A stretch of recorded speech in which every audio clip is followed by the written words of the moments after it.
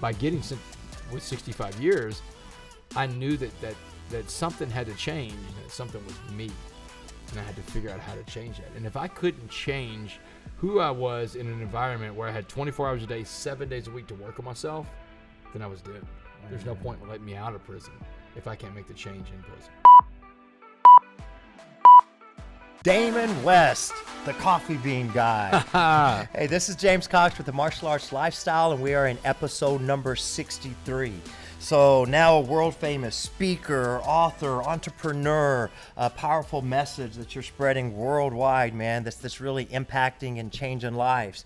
But before, college quarterback star, made some wrong decisions, sentenced to life in prison. Life in prison. Obviously, you're out now and you're alive, but through those struggles, through those lessons, man, is where the message were created. And I want you, of course, to tell your story. But, you know, why here on a martial arts podcast? Well, I've followed you for a while. I was recently in Miami at my friend Aaron Hensley's Rise coaching event. You were there as the speaker. I didn't even know you were going to be there. But, man, what an amazing story. You know, at the end, you spoke for an hour straight, and I don't think there was a dry eye in that building. You know, I covered it up. You know, it was just some moisture there, right? Onions. But, onions. It was the onions. But, you know, I think martial arts, of course, it is about perseverance. It's about life skills, life lessons. And sometimes we learn things the hard way. I mean, you drop your right hand enough, you're going to get hit with left hooks. So you're going to have to learn, you know. And when we go through those struggles, you've gone through struggles that I don't want to ever go through. But that's why you're where you are and kind of what you're doing. I saw that you were in Abilene speaking at Abilene Christian University tonight. Yeah. Made that connection, and I am grateful that you're here on this show. And so I'll let you kind of go from there, and Damon, and tell us a little bit about what you got going on and what's this message about a coffee bean, you know? Yeah, no, James, I appreciate it, man. And thanks for what you did when you saw I was going to be in Abilene. And you got in touch with Aaron, who you know that knows me, and you asked the question, you know, I wonder if Damon would be interested in doing my podcast. And whenever people approach me like that, I want to bless that somehow if I can. I always will, because I'm that guy too. I'm the guy that still asks a lot of questions. I'm still trying to get into rooms and stuff like that. The way I got where I am was just being in a room full of college football coaches one night. There's 8 coaches in the room, and I'm going around, running around. I just got out of prison, been out of prison for 14 months. I'm running around asking all these coaches if I can come talk to their team. 7 of the 8 of them turned me down. One coach says yes, and it was Dabo Swinney. And then Dabo Swinney heard me speak to his team, and he called Nick Saban.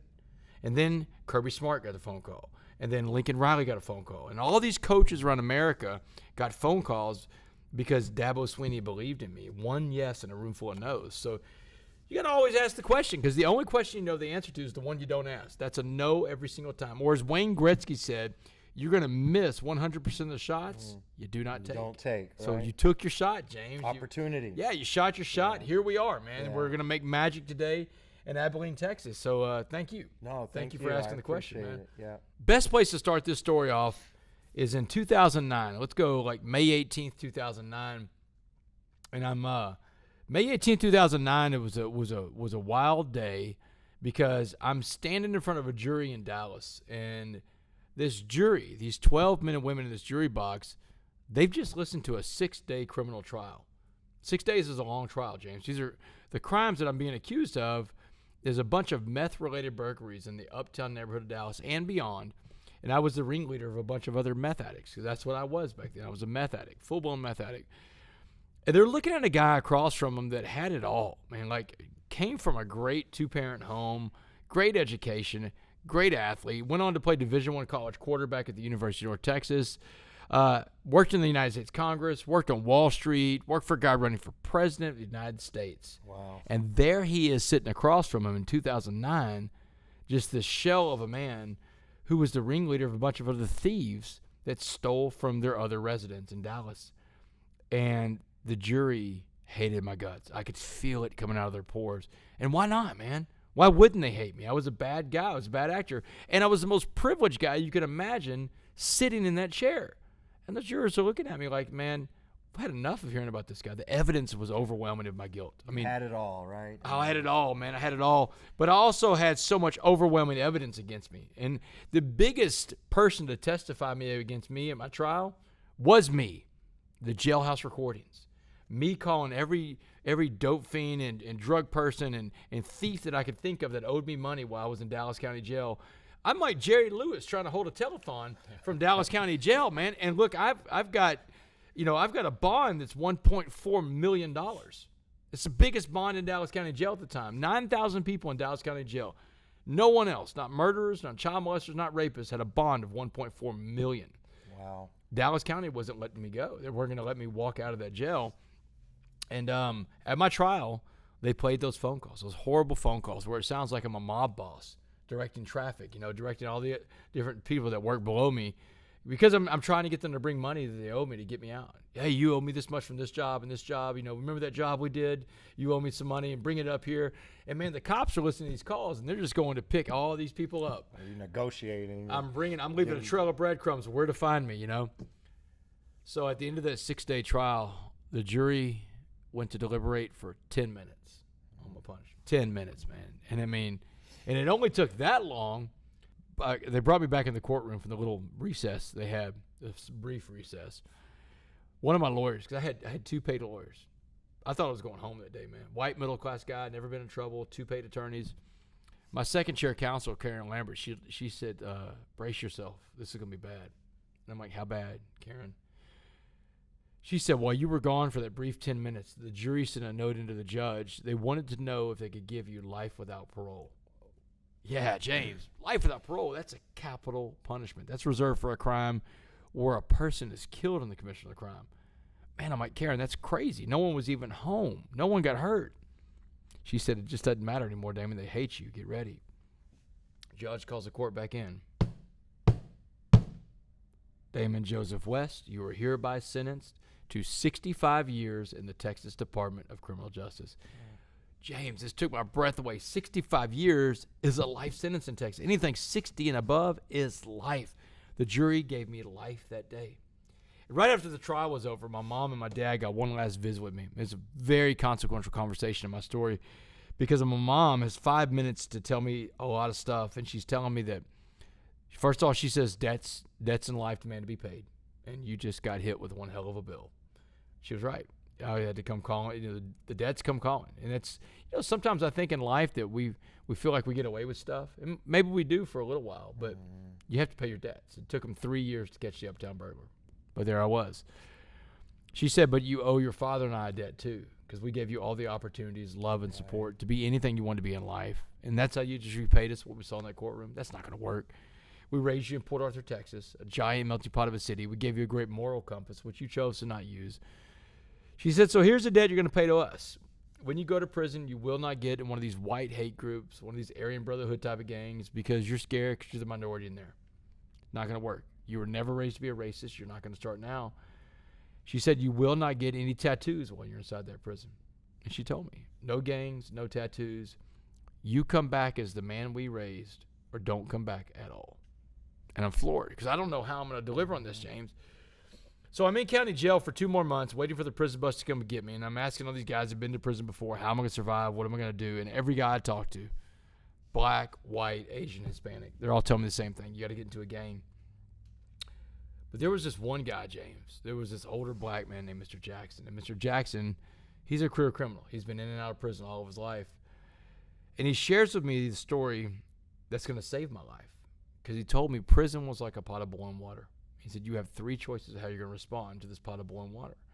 You can be like a carrot that becomes soft, or an egg that becomes hardened, or you can be like a coffee bean, which changes the pot of boiling water into a pot of coffee.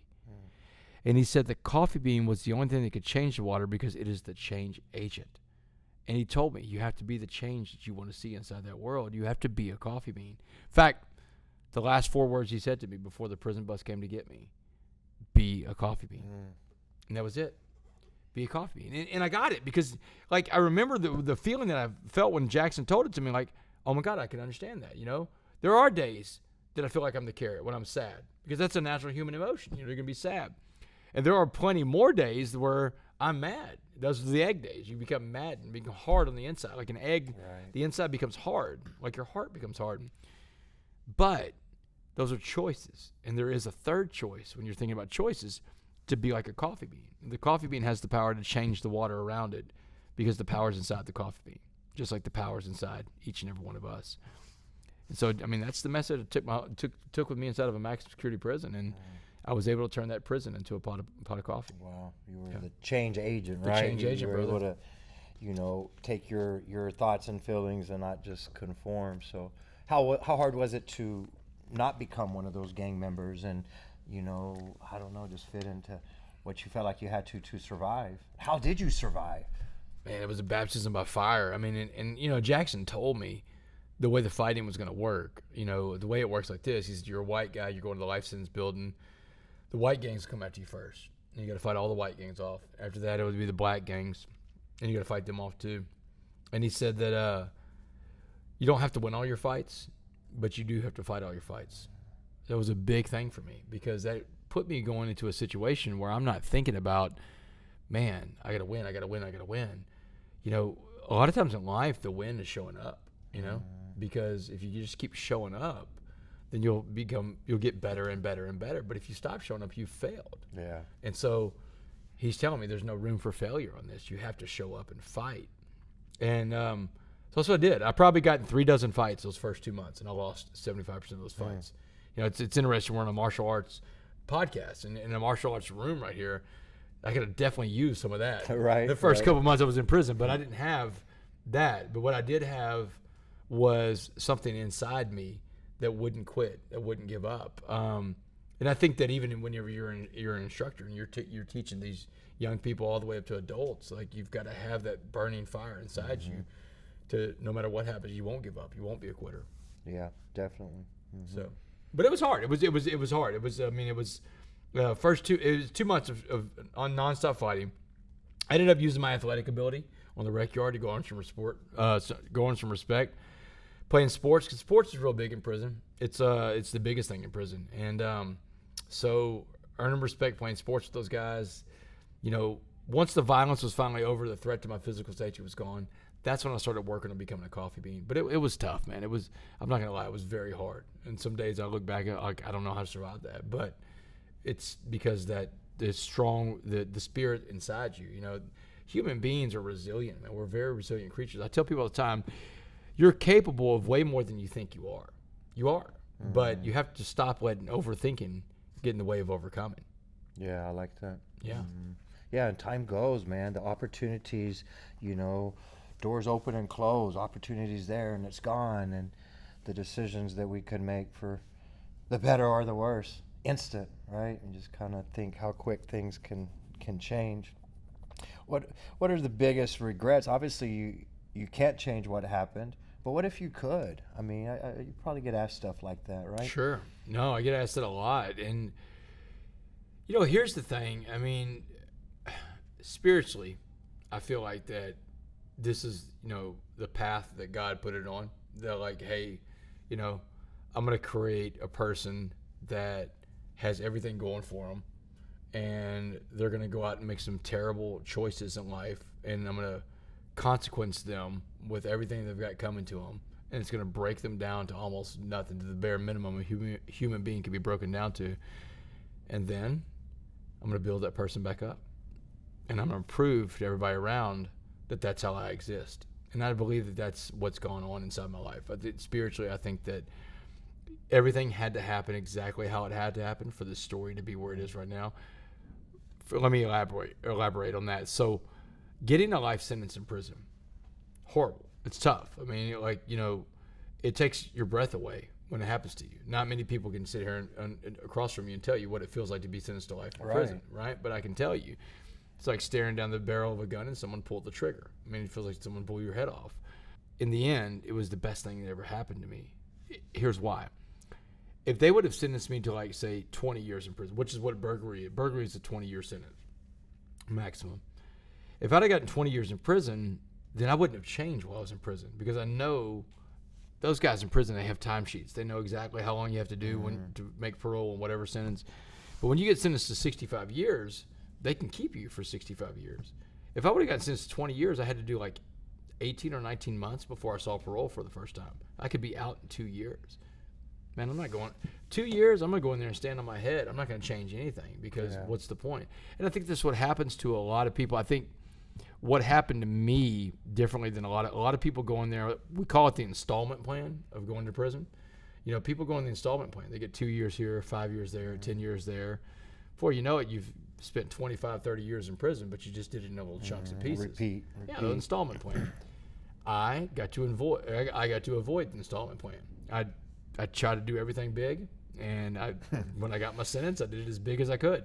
Not intentionally, but by getting that big sentence, I was spared a lifetime of going in and out of the system because I didn't learn my lesson in those little short trips in and out. By getting sent with 65 years, I knew that something had to change, and that something was me, and I had to figure out how to change that. And if I couldn't change who I was in an environment where I had 24 hours a day, 7 days a week to work on myself, then I was doomed. There's no point in letting me out of prison if I can't make the change in prison because I have all the time in my hands.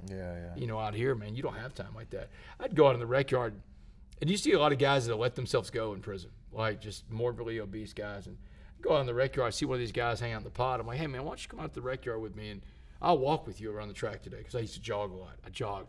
Jogging was good for two things in there, James. One, to keep you in shape. Two, no one could talk to you when you're jogging. And it's like the inane conversation you can get wrapped up into in prison. It drives you bananas sometimes. And if you're jogging on a track, no one's going to be talking to you because no one wants to jog. I mean, so jogging was a time when I could meditate and pray.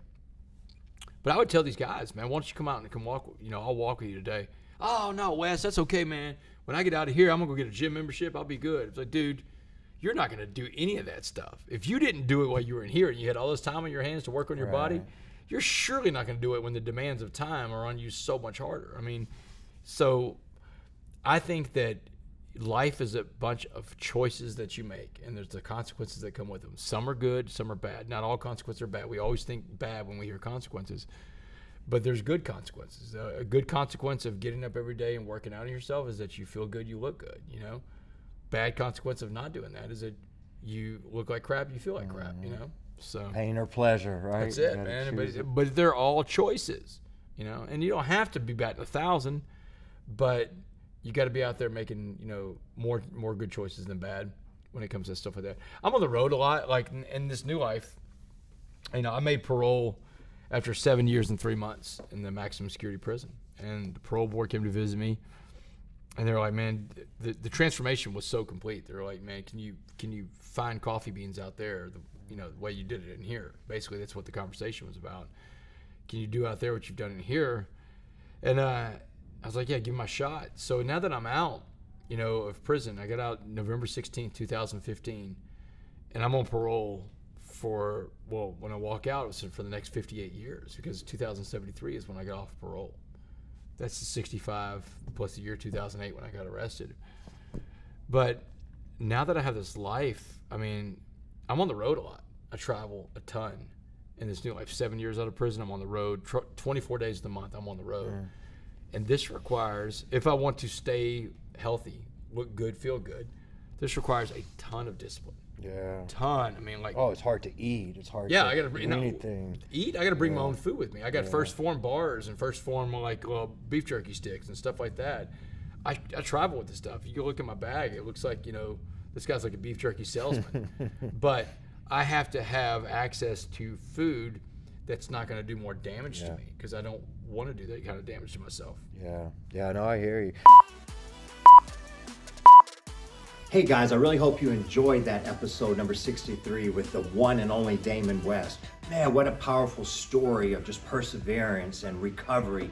We had so much good content that we're going to break it into 2 parts. So I want you to be sure you check out episode 64 coming out next week, part 2 with the Coffee Bean Guy.